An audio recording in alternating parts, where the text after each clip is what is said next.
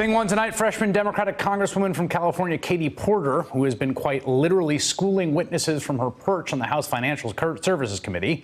Last week, Porter read from a textbook that she herself wrote while questioning/educating Donald Trump's handpicked CFPB director about predatory lenders.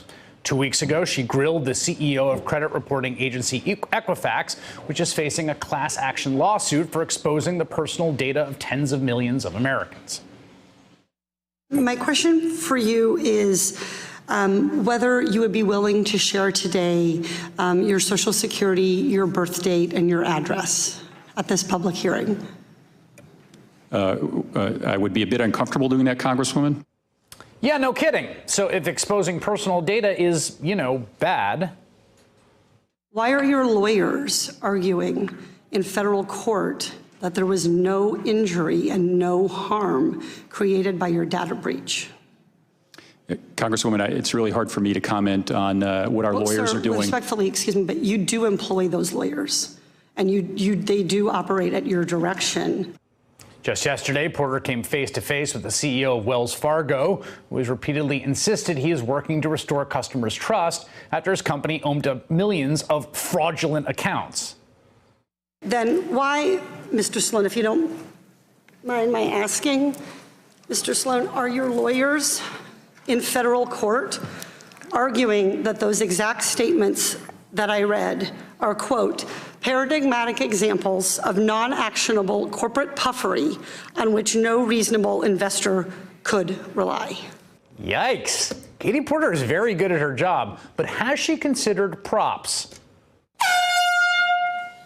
And that's thing two in 60 seconds.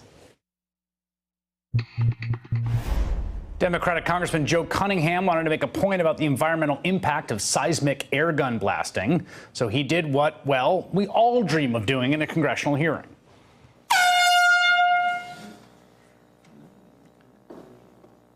Was that disruptive, Mr. Oliver? So it was irritating, but I didn't find it particularly disruptive. Yeah. Really? Irritating but not disruptive? The Trump administration allows energy companies to blast seismic air guns underwater while searching for oil and gas deposits. And Trump official Chris Oliver, whose job description literally includes protection of marine mammals, had played down the impact of that practice on the lives of mammals, including whales, which depend on sound for hunting and communication. So Cunningham made clear just how absurd that stance was.